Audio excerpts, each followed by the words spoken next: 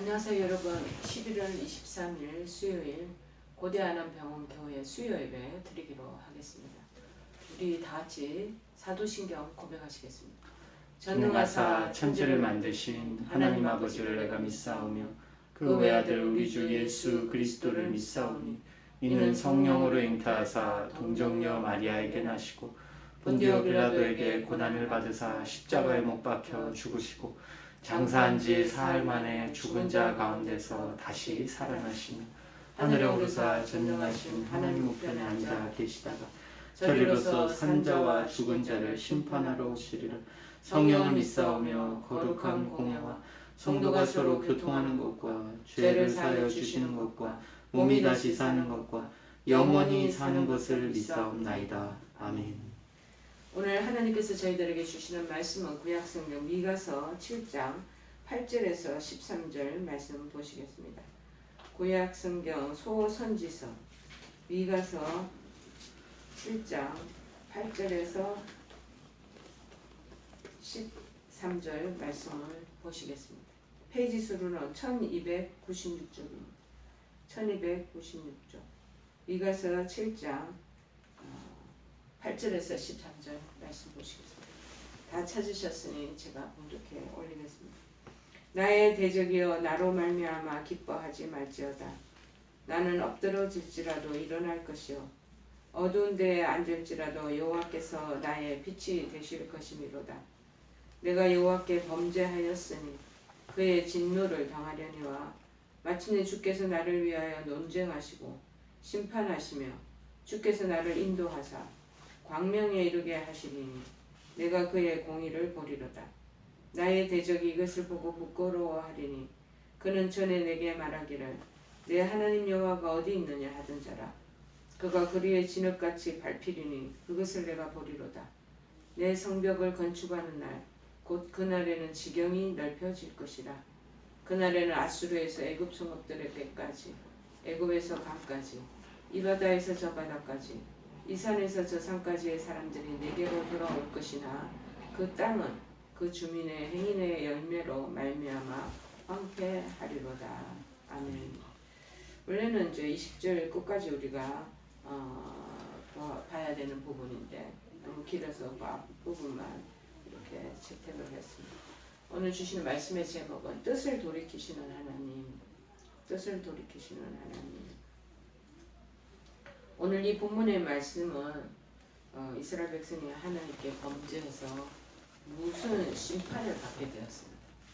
그 심판을 받게 된 이스라엘에게 이제는 심판 가운데 그냥 내버려 두지 아니하시고 하나님의 궁극적인 구원 그리고 그 회복에 대한 약속을 선포하는 내용의 말씀입니다. 여러분, 하나님께서는 이 미가 선지자를 통해서 이스라엘의 심판 이후에 하나님이 다시 그들을 일으켜 세우실 것에 대한 회복을 예언하시는 말씀으로 우리가 하나님은 어떤 분이신가라는 것을 좀 이해할 수 있는 그런 귀한 말씀의 내용입니다. 전에도 하나님께서는 이미 당신이 어떤 분이신가 이거를 우리가 교리적인 그 단어를 쓰면 하나님의 속성이 어떻다 속성에 대해서 얘기를 우리가 논하기도 하는데 당신이 어떤 분이신가를 여러 방법을 통해서 그렇게 보여주시기도 하셨습니다.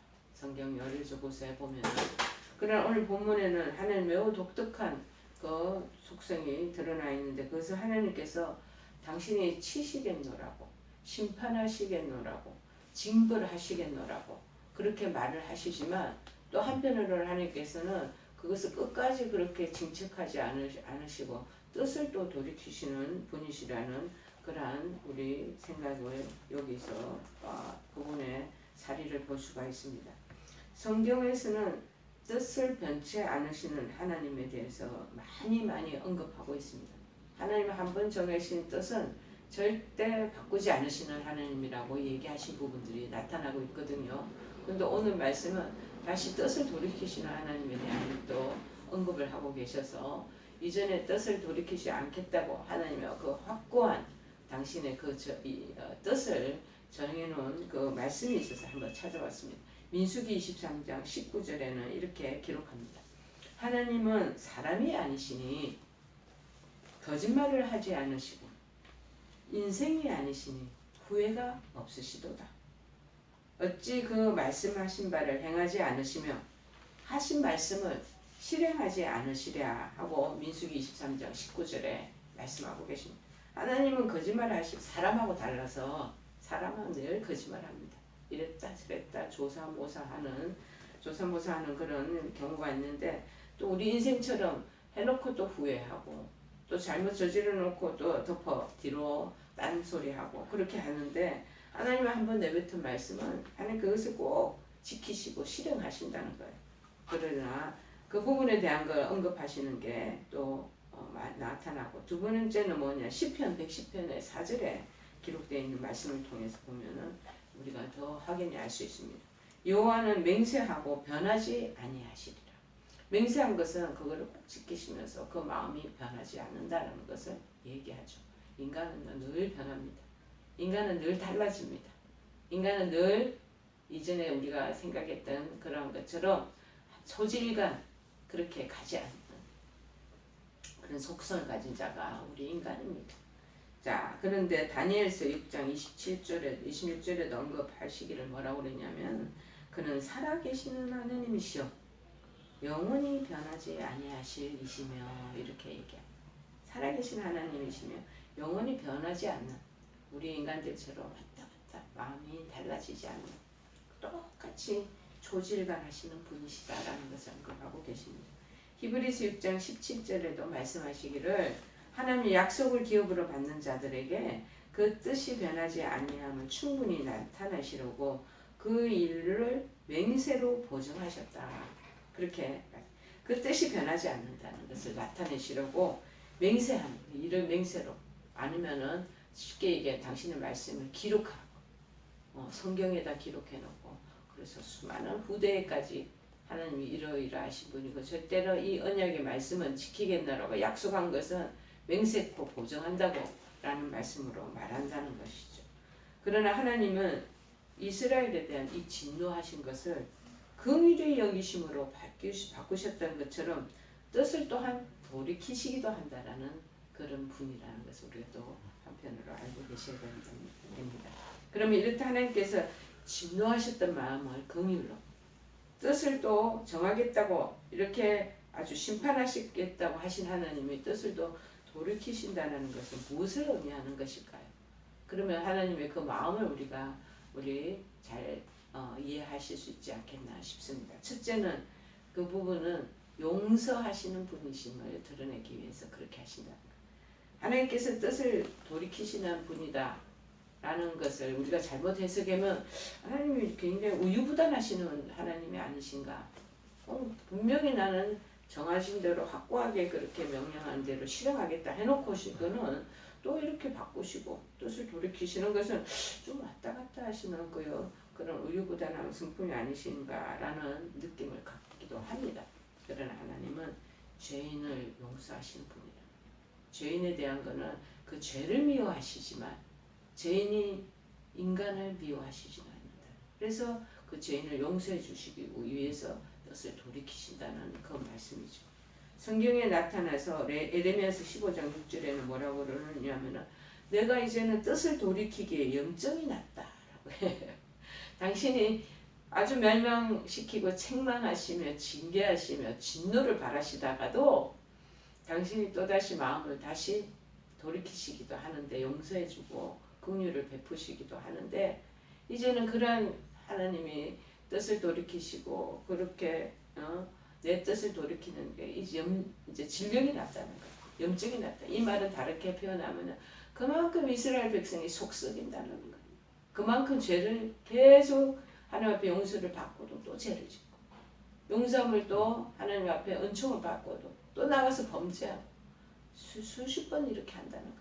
그래서 오죽하면은 호세아서에 보면은 계속 고멜이라는 여자와 호세아가 결혼을 해서 이 가늠한 여인이 이 용서를 해주면 남편이 용서를 해주면 불륜을 저질렀다가 또 애를 낳고 살게 되면 용서받은 여인으로 또 다시 마음의 정신을 차리고 살아야 되는데 두 번째 또 나가서 또 다른 남자의 애를 또 임신해서 들어와가지고 둘째 딸을 또 낳고 세 번째로 또 용서해 줬는데 또 나가서 또 다른 남자를 만나서 또 세 번째 아들을 또 잉태하게 되고 이렇게 하는 것처럼 수시로 간음하고 불륜을 저지르는 고멜과 같은 이스라엘 백성이라는 것. 그래서 하나님께서는 용서하다 못해서 이제는 염증이 날 지경이다. 질려났다. 지쳤다. 라는 표현과 같지 않겠습니까? 얼마나 우리 하나님이 자주 사람들의 죄와 허물을 용서하셨던가를 단적으로 표현해주는 그런 귀한 말씀이 되시겠습니다. 그러므로 뜻을 돌이키시는 하나님은요, 죄인들의 죄를 용서하시기를 기뻐하신다. 즉 주홍같이 그렇게 붉은 죄를 저지른 자도, 지름 같은 죄를 저지른 자라도 하나님 앞에 일단 나오기만 합니다. 다 용서해 주시겠다고 친히 약속하셨다는 것. 얼마 전에 TV를 보니까 신당역에서 끝없이 스토킹하면서 그 다음에 마침내는 따라다닌 그 여자를 살인했던 그 당사자에 대한 인터뷰가 나오더라고요. 이제 이전에는 다 그 사람의 신변을 보호한다는 의미에 모자도 씌우고 얼굴에 마스크도 끼우고 그래서 그 사람의 신변을 그렇게 모르게 그렇게 인터뷰하고 그랬는데 이렇게 이제 극악무도하게 한 사람은 다 이제 벗겨내는 것 같아요. 저 민낯으로 잠깐 기자들의 인터뷰에 응한 내용을 들었습니다. 제가 미친 짓을 했다. 그러면서 내가 왜 그랬는지 모르겠다. 죄송합니다. 라고 하는 그런 말을 했던 것을 기억합니다.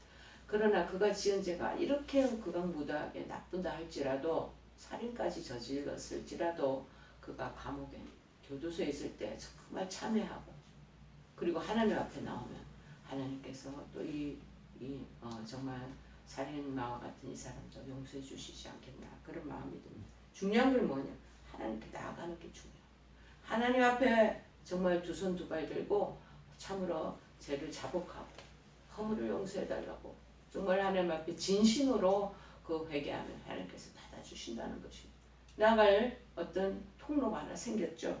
그래서 이사야서 1장 18절에 얘기하기를 너의 죄가 주홍 같을지라도 눈과 같이 희어질 것이고 진홍같이 붉을지라도 양털같이 희게 되리라.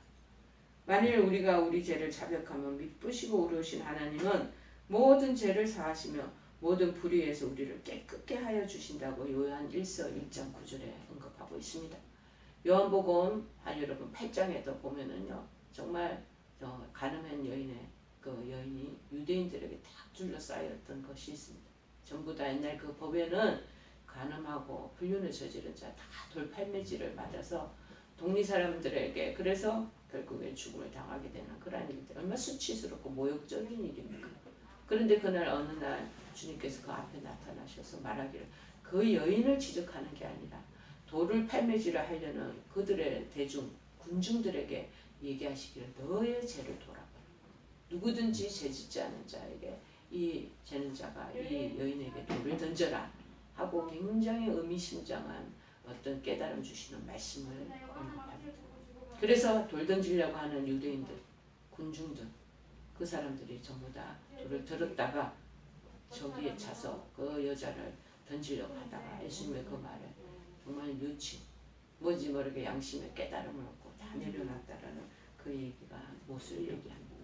하나님께서 이렇게 은혜를 베풀어 주시는 하나님이라는 것이 하나님의 한량없는 그 은혜가 아니면 우리도 똑같이 이 범죄할 수 있는 범죄를 계속 되풀이하는 살아남을 수 없는 그런 우리도 죄인이라는 것을 아셔야 될 것입니다. 뚜껑 하나 열어보고 정말 종이 한 장 차이 너나 나나 별다를 바가 없다는 어떤 사람은 이렇게 드러나는 죄를 저지르지만 어떤 사람은 숨어서 죄를 저지르고 뒤에서 또 엄흉하게 숨어서 그 자기가 죄를 저지르고 또 앞에는 태연한 척 거룩한 척 경건한 척 이렇게 나올 때가 많이 있다는 거예요. 하나님 우리의 마음을 깨뜨려 보시고 우리의 행위와 생각들을 깨뜨려 보시는 하나님이 아니시겠습니까? 하나님 보시기에는 너와 저와 별 다를 바가 없다라고 보시는 거죠. 이 같은 하나님 용서가 아니면 우리는 하나님께 절대 나갈 수 없는 그러한 다 죄성을 가진 사람들이라는 거예요.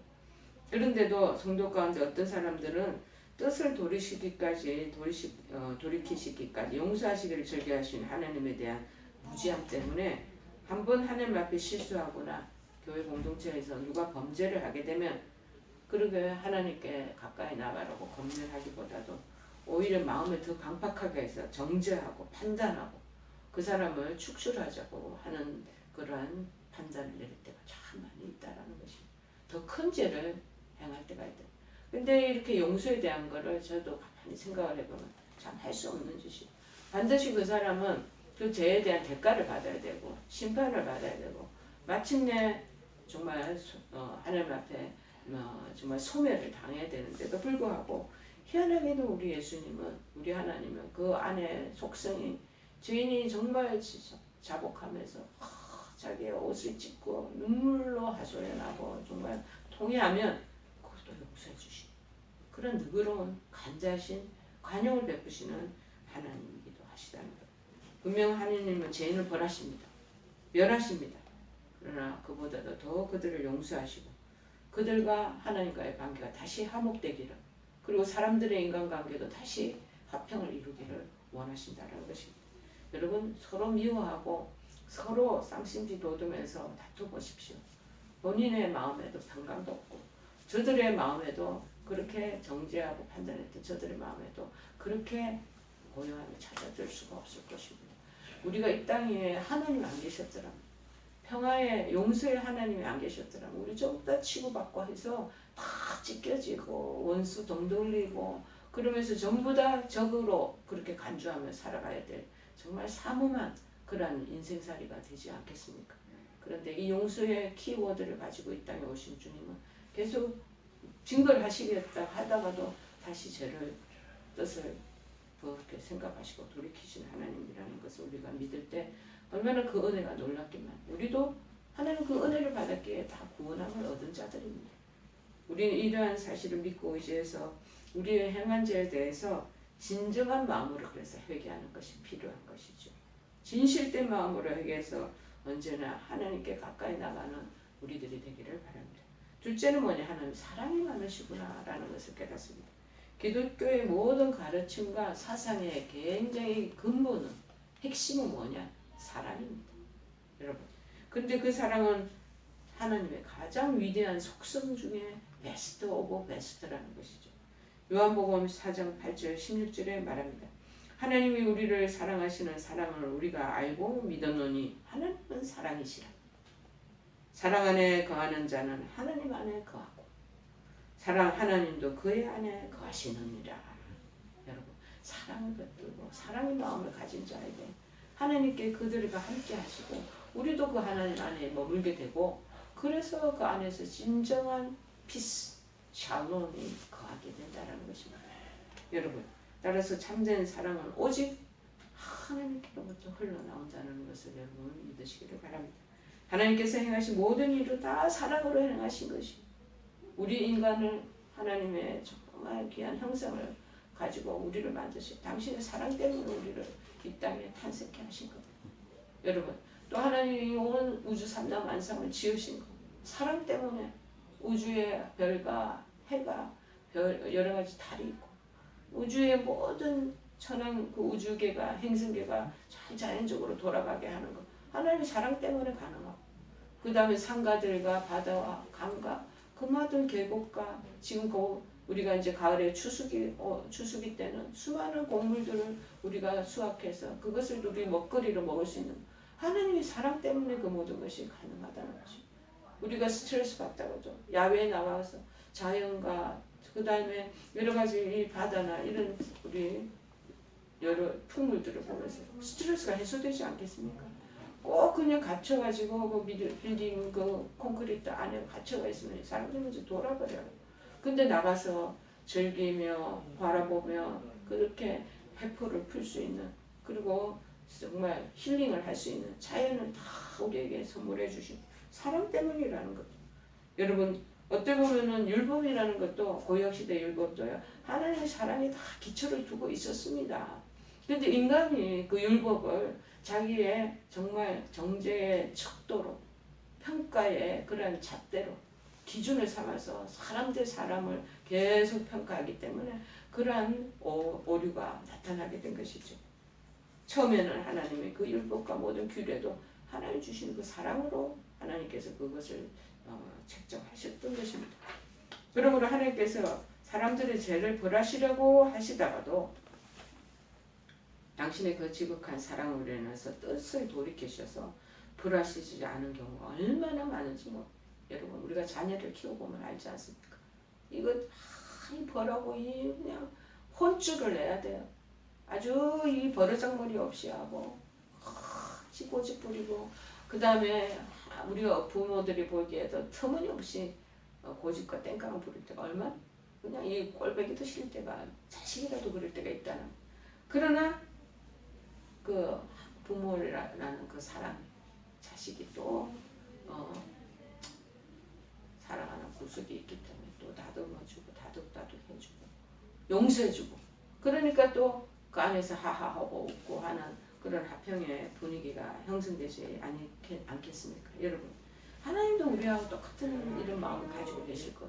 저거 그냥 버르장머리를 딱 고쳐줘가지고 그냥 아주 다음번에 다시 저런 짓을 하지 않도록 아주 그냥 벌칙을 딱 줬으면 좋겠는데 하나님 마음이 또 한때보다 긍휼히 여기는 마음 사랑의 마음이 또 솟아오르셔가지고 이렇게 하면은 저 녀석이 큰 상처받을 거야. 또 아픔이 있을 거야.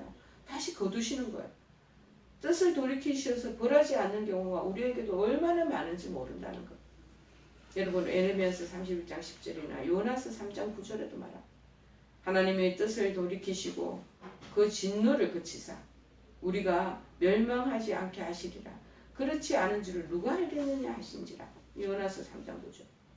그리고 에레미야서 31장 10절에 말합니다. 하나님이 그들이 행한 것 곧 그 악한 길에서 돌이켜 떠난 것을 보시고 하나님도 뜻을 돌이키사 그들에게 내리리라고 말씀하신 그 명령 그 재앙을 내리지 아니하시니. 여러분 우리 인간으로는요 요나와 같은 똑같은 마음입니다. 인노의 성이죠. 멸망받고 저 복음 안에 하나님 믿지 않고 우상숭배 가득 찬 저들이 완전히 그냥 다죽지세가 돼야 속이 시원할 것. 우리 마음은 요나의 마음은 똑같아요. 근데 하나님이 그렇게 하지 않도록 말씀하시죠. 그들이 정말 회개하고 돌아오면 하나님께서 또다시 그 심판하시고 멸망시키겠다고 했던 그 말씀을 거두신다라는 또 하나님께서 미약해서 아무런 가치도 없는 우리 인간들 한 사람이 범하는 죄에 대해서 그냥 간과하지 않으십니다. 그렇다고 해서 자 간섭하시며 때때로 책망하십니다. 그리고 때때로 심판하십니다. 이것도 궁극적으로는 모든 이들을 향하신 하나님의 뜨거운 사랑의 열정 때문이라는 것입니다. 여러분 우리가 이것을 알아야 돼요. 내가 잘났어. 내가 그래서 그래도 그나마 회개하면서 하나님 앞에 섰기 때문에 그렇게 하시는 게 아니라 너무나 우리 한 사람의 말씀을 귀하게 여기고 뜨겁게 사랑하기 때문에 그 못된 짓 하는 아들도 봐주시고 그 부모의 재산을 탕진하면서 허랑방탕하게 살아왔던 둘째 아들도 받아주시고 이런다는 것이죠.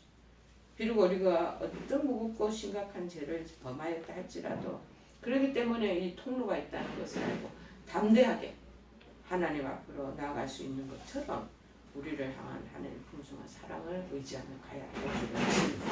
따라서 우리가 범죄했을 때 취할 자세는 뭐냐? 하나님 눈을 피해서 피하고 숨는 사람이 있습니다. 두 가지 유행으로 나타나거든요. 잘못했으면 뜨끔해가지고요. 그리고 그것이 엄마 치맛자락에 애들 숨듯이 그 몸은 다 보이는데도 숨는 경우가 있어요. 그리고 그거를 함구하고 입으로 고백하지도 않고 꾹 하고 숨어서 그것을 다 그리고 비밀로 하나님 앞에 비밀이 어디 있겠습니까? 다 보시고 아시는 창세기 3장 10절이 대표적인 인물이 나오잖아요. 아담입니다. 아담을 부르시며 그에게 이르시되 내가 어디 있느냐. 주님이 어디 있는 거 왜 모르시겠? 그러나 물으시잖아요. 이르되 내가 동산에서 하나님의 소리를 듣고 내가 벗었으므로 두려워하여 숨은나이다. 하나님 눈을 피하고 자꾸 숨게 돼. 그러면서 마음을 더 강팍하게 하는. 마음을 더 강팍하게 하는 그것이 아니라 둘째가 어떤 사람이 지혜롭냐. 즉시 죄를 깨닫고 회개해야 돼. 그러면 그 하나님의 그 멸망과 심판과 징책과 진노의 자를 거두신다는 것을 여러분 기억하시기를 바랍니다. 세 번째는 하나님 길이 참으시는 분. 길이. 하나님에 대해서 8절에 보니까는 하나님께서는 뭐라고 그러냐면 여기 7장 8절에 이렇게 되지 않는 노를 범하지 아니하신다라는 말씀을 노를 항상 품지 아니한다라는 말씀이 제가 어느 말씀을 기억이 나네요.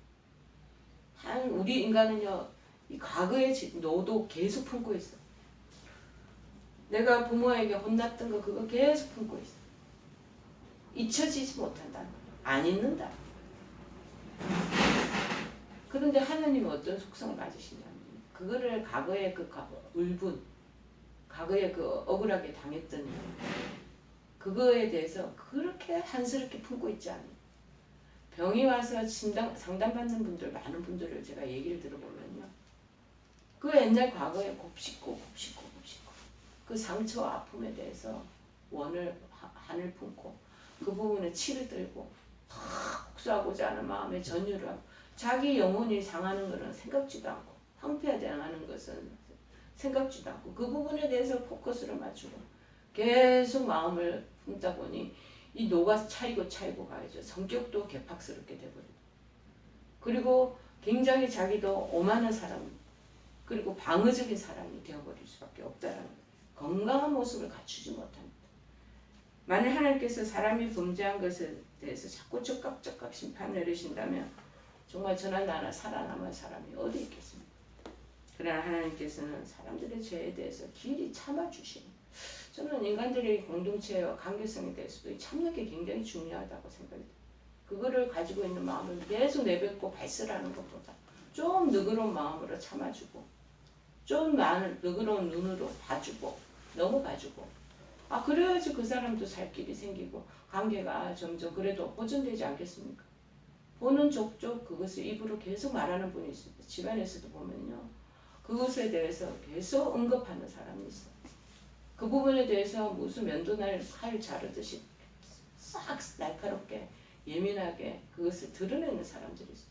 그래서 집안 분위기가 전체적으로 암울하게 돼버리는 경우가 얼마나 많이 있습니다. 여러분 추석이나 명절날 한번 집에로 한번 다들 내려가 보세요. 전부 다 말로 사람들에게 상처를 주고 다시는 내가 고향으로 돌아가지 않으리. 다시는 내 집으로 돌아가지 않으리. 해서 인연을 끊고 사는 사람들이 얼마나 많이 있습니까? 뭐 때문에 그렇게 했습니까? 말 때문에 상처를 받아서 그러는 거죠. 자, 그래서 길이 참아주는 것이 중요합니다. 왜 결혼을 안 했겠습니까? 오죽하면 결혼을 안 했겠습니까? 노처녀들, 노총각들 결혼 안 한 거에 대해서 일가 친척들이 한마디씩 다 하고 또 취업을 못한 상황이 있었어도 취업 못한 것에 대해서 오죽하면 그렇겠습니까? 일자리를 구하려고 여러저런 지금 노력하고 있는 상황이죠. 언젠가는 일자리가 구해지겠죠. 언젠가는 결혼하게 되겠죠. 언젠가는 또 자녀를 못 낳았으면 자녀가 생기게 되겠죠. 그렇게 그 사람들의 형편과 자정과 문화에 따라서 그냥 봐주고 인내하면서 참아줘야 되는데 이게 다 우리나라 사람들 남의 일에 그냥 감나라 배나라 간섭하고 다 얘기하는 사람이 얼마나 많은지 부당하게 자기가 예를 들어 치료비나 대우를 받으면 그 부분에 대해서 정말 하나님 앞에 나가서 그 부분을 토로하고 기도하는 것이 필요하지 않겠는가 그런 마음이 듭니다. 한두 차례 하고 싶겠죠. 하세요. 한두 차례 하고 더 이상 그걸 가지고 몇십 년씩 그것을 계속 한을 품고 가면 내 정신건강이나 영혼에 그것 결코 옳지 않다라는 것이 여러분 아무도 멸망치 않고 하나님 다 회개하기에 이르기를 원하십니다. 그래서 베드로후서 3장 9절에도 말합니다. 주의 약속은 어떤 이들이 더디다고 생각하는 것 같이 더딘 것이 아니라 오직 주께서 너희를 대하여 오래 참으사 아무도 멸망하지 아니하고 다 회개하기에 이르기를 원하시는 것. 너무 사악하니까 세상이 흉흉하고 정말 악하니 다 멸망됐으면 좋겠다고 생각하는 분들도 있습니다. 소돔과 고모라 같이 그냥 지진 나고 그 다음에 화산 폭발해가지고 그래서 인류가 멸망됐으면 좋겠다고 생각하는데 하나님 왜 참고 계시는 줄 아세요? 그렇게 하시고 싶은 마음도 있으시겠죠. 그러나 한 사람이라도 더 하나님 품으로 돌아오기를 기다리시는 왜? 잘못을 깨닫는 사람이 있다는 거죠. 그런 걸 참기 위해서 하나님께서 인내하신다는 것입니다.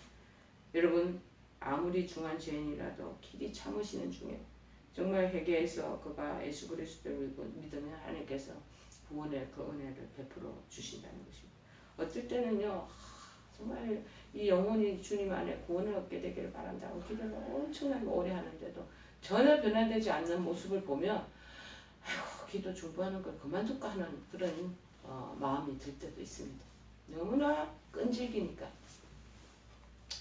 그런데 제가 조지 밀러의 책을 읽다 보니까는 몇십 년 동안 그 친구를 위해서 기도했더니 그 친구가 마침내는 임종을 앞둔 그 순간에 주님 품으로 돌아오는 것을 목격하면서 기뻐했다는 그 말을 보면 끈질기게 그래도 기도를 해야겠구나 라는 마음을 갖기도 합니다. 여러분 주님께서는 죄를 묵인하시는 것으로 생각하시면 안 됩니다. 무엇보다도 그것이 나를 그냥 할 못 보셨어. 나 그냥 제 일은 가는 것도 이거 가볍게 하는 생각하시는 거야. 그거 하나님 무시하는 거예요. 하나님을 무시하는 기회로 삼는 이들이 너무 많더라고요. 이런 자들에게 따르는 것은 하나님의 공의로운 심판이 또 따를 것입니다. 성도는 하나님의 인자하심과 오래 참으심의 은혜로 구원을 얻게 되는 길을 통로를 얻게 된 것을 생각하시며 빨리 잘못을 회개하고 얼른 주님 앞으로 가까이 나오는 것이 필요할 줄 압니다. 자기 스스로의 종교적인 열심, 그 다음에 선한 행위로 절대 구원받지 않습니다. 나는 버거시도 살 사람이야. 누가 나를 죄인이라고 그래 하고 자기의 의를 드러내는 분들이 하늘을 한방 침방할 때 만나는 경우가 있습니다. 여러분 종교적인 열심이 있고 자기가 선한 행위를 받는다 해서 절대 구원의 자리에 올라갈 수 없습니다. 죄인된 우리들이 죄를 길이 참아주시는 하나님 생각하면 우리도 이웃들에 대해서 겸손과 온유로 인내하는 우리 모두가 되기를 바랍니다. 여러분 당신의 백성 구원하시기 위해서 뜻을 돌이키시는 하나님 우리 죄인들을 다 용서하시고 사랑하시고 우리들에 대해서 길이 참으신다는 것을 기억하시는 정말 하나님 은혜 안에 정말 이 죄와 싸워서 주님 앞에 깨끗하게 나가는 저와 여러분 되기를 간절히 축원해 드립니다. 우리 찬송가 350장 찬송하겠습니다. 너를 올리기까지 악한 마귀 제 아무리지어 이름이 거룩히 여김을 받으시오며 나라의 마옵시며 뜻이 하늘에서 이룬 것 같이 땅에서도 이루어지이다. 오늘날 우리에게 일용할 양식을 주옵시고 우리가 우리에게 죄 지은 자를 사하여 준 것 같이 우리의 죄를 사하여 주옵시고 우리를 시험에 들게 하지 마옵시고 다만 악에서 구하옵소서. 그의 나라와 권세와 영광이 아버지께 영원히 있사옵나이다. 아멘.